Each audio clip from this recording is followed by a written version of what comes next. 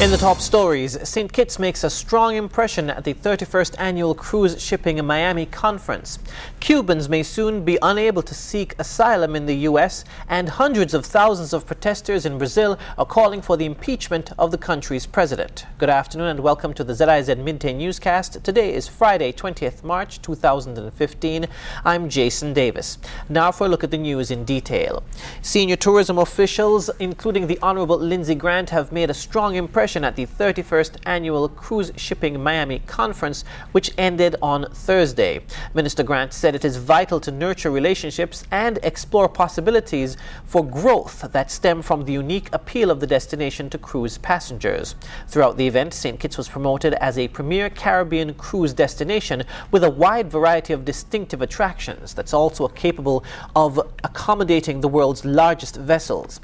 They also attended seminars, workshops, and roundtable discussions covering the state of the cruise industry and other topics, including how destinations can best work with the cruise industry to create desirable vacation activities. A series of training workshops this week focusing on the CARICOM single market and economy wraps up today with sessions targeting CSME spokespersons. Persons from various sectors are being trained to disseminate information about the CSME, specifically the opportunities available for the people of St. Kitts and Nevis and the rights of CARICOM national residents. Those in attendance include CARICOM Youth Ambassador Cleon John, who said he and the other youth representatives will need to educate their peers about how CSME programs can open opportunities for them. As a CSME certificate holder myself, I've benefited definitely in the past from that opportunity, being able to work in other countries within CARICOM. And I think that more young persons need to know and understand what that opportunity entails. The Ministry of Tourism has announced that the Caribbean Tourism Organization Scholarship Foundation is accepting applications for scholarships and study grants from Caribbean nationals in CTO member countries. The foundation selects individuals who demonstrate high levels of achievement and leadership both within and outside the classroom, and who express a strong interest in making a positive contribution to Caribbean tourism. The foundation offers scholarships of up to $12,000 to individuals wanting to study tourism or hospitality at the postgraduate level, and study grants of up to $2,500 for tourism and hospitality studies at the certificate, diploma, associate degree, or first degree level. Industry personnel can also take advantage of this opportunity to gain proficiency in a second language to assist them in their job. The foundation also offers $2,500 for persons working in local tourism organizations such as the Ministry of Tourism or the Board of Tourism who wish to strengthen their skills in the areas of research and statistics. In news from across the region, for decades, Cubans have been granted political asylum once they reach U.S. soil. But now, as the two countries grow closer, speculation suggests that the policy might end, causing a sharp rise in migrants trying to cross into the U.S. while they still can. This group of exhausted Cuban migrants have already crossed 6 countries trying to get to the United States. For them, it's been a long and terrifying journey. The police in Colombia extorted us. They said they'd deport us if we didn't pay. In Nicaragua, I was thrown in jail. Other Cubans have been attacked, women raped, and some even killed. Now they're arriving at the last and most dangerous phase of the journey. Crossing the border between Guatemala behind us and Mexico over there is relatively straightforward, even if you don't have documents. But it's what awaits them in Mexico that really frightens migrants. They stick to the back roads, constantly on the lookout for roaming gangs that rob and kidnap migrants, hopping on and off buses to bypass the many border patrol checkpoints. In a rare breather, Joanny and her husband Israel share the constant strain of refugees on the run. This is me before, and now look, I've lost 30 kilos in 3 months. We had 5 days without food or water crossing over the mountains from Costa Rica to Honduras. Like the rest of the group, they've staked everything on getting to the Estados Unidos, America. We've sold all our belongings in Cuba. All we have left is our family. And that's the reason we've taken this terrible journey, to provide for our children, for the 9-year-old son we've left behind. US authorities have reported a surge in the number of Cubans arriving at their borders, hurrying to take advantage of a decades-old policy that effectively grants them political asylum the moment they hit US soil. A policy these migrants fear that could end with the two countries renewing diplomatic ties. The US denies that. If they change the immigration law, we won't have this opportunity to enter the US. They'll send us back to Cuba, and that will be very traumatic for us. That's why we left now. Like many Cubans before them, they began their journey in Ecuador, one of the only countries they can enter without a visa. From there, it's about 4,000 kilometers to the US. Hours before we were due to meet the group for the last time, their phones went dead. They never appeared. We don't know if they were captured by criminals, the Mexican Border Patrol, or managed to continue their journey to the US. John Holman, Al Jazeera, Chiapas, Mexico. In the wake of the impacts report controversy in St. Lucia, there has been a renewed call for less emphasis on military training for St. Lucia police. Critics insist that for civilians, it's sometimes difficult to discern whether paramilitary units in St. Lucia are actually police or soldiers. Ironically, the U.S., which severed defense aid to the St. Lucia police force over alleged abuses, played a pivotal role in building up the agency's tactical capabilities.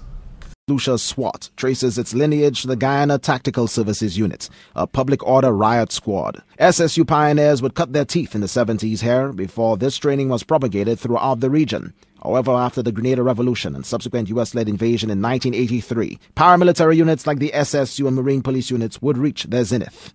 With the Cold War running hot, 8 teams from the Army Special Forces Green Berets provided instruction as the U.S. sought to thwart communism, armed insurrection, and narco-trafficking.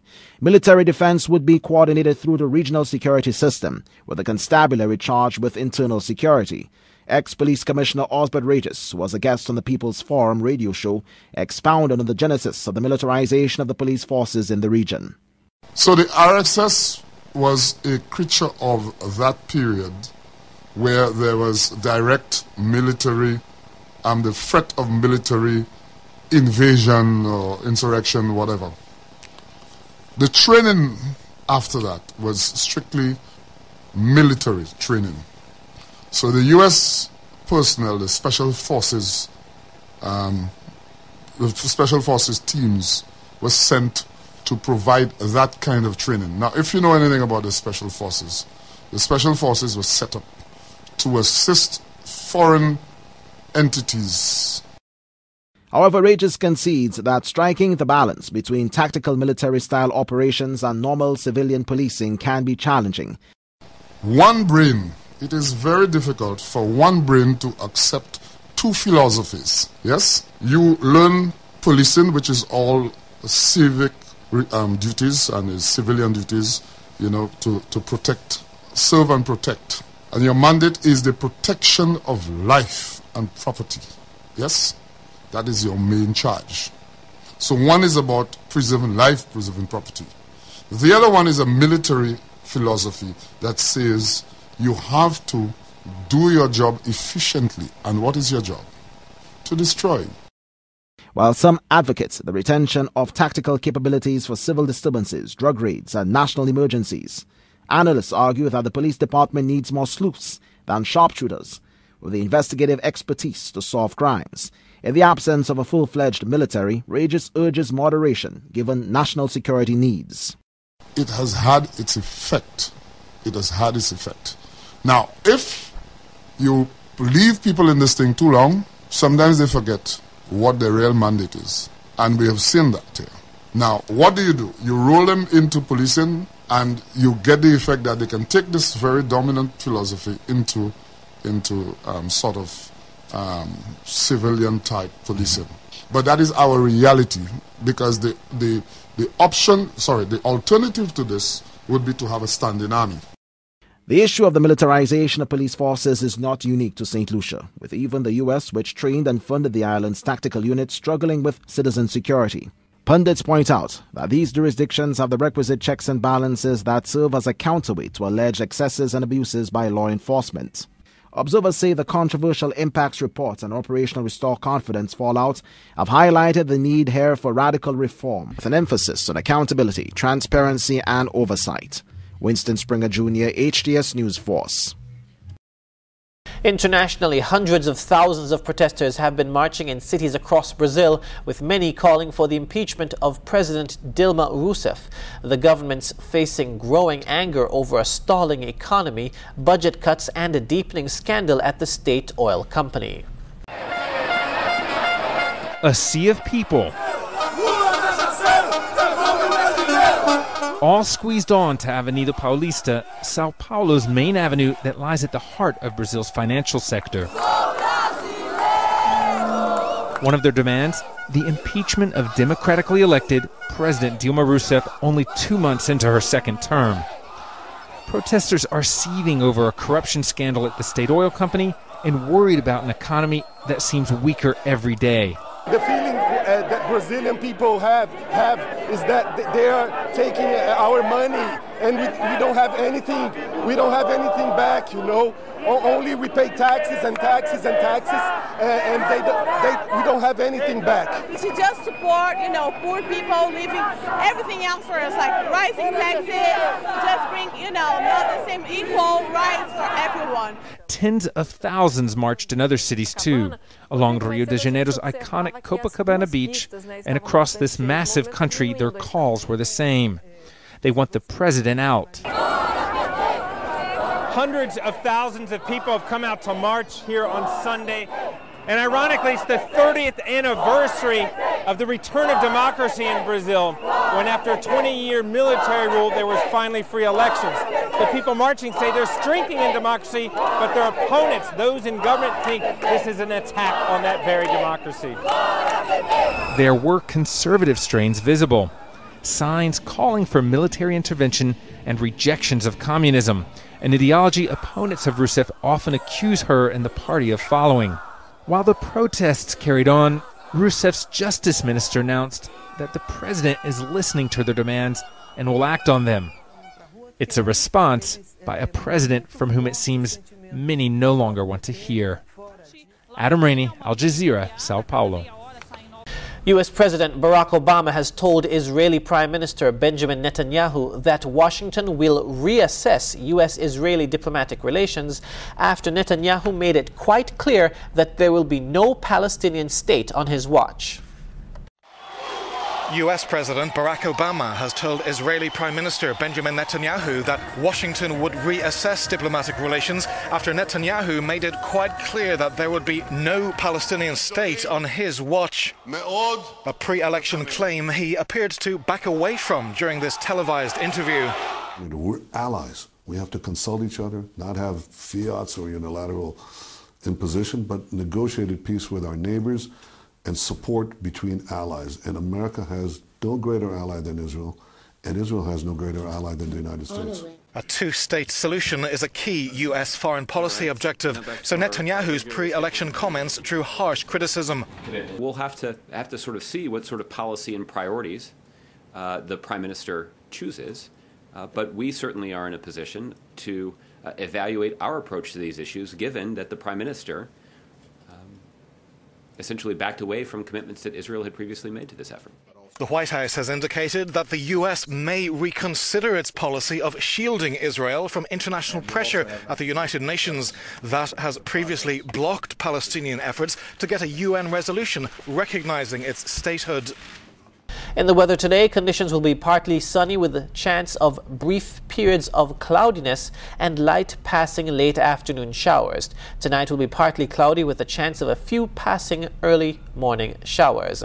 The temperature high today will be 27 degrees Celsius with a low of 23 degrees tonight. Winds will blow from the east to east-northeast at 9 to 18 miles per hour with lighter spells overnight. Seas will be moderate with wave heights of 5 feet. And the weather brings us to the end of the ZIZ Midday Newscast. Join us this evening for these stories and more in detail. Thanks for watching. I'm Jason Davis. Have a great day.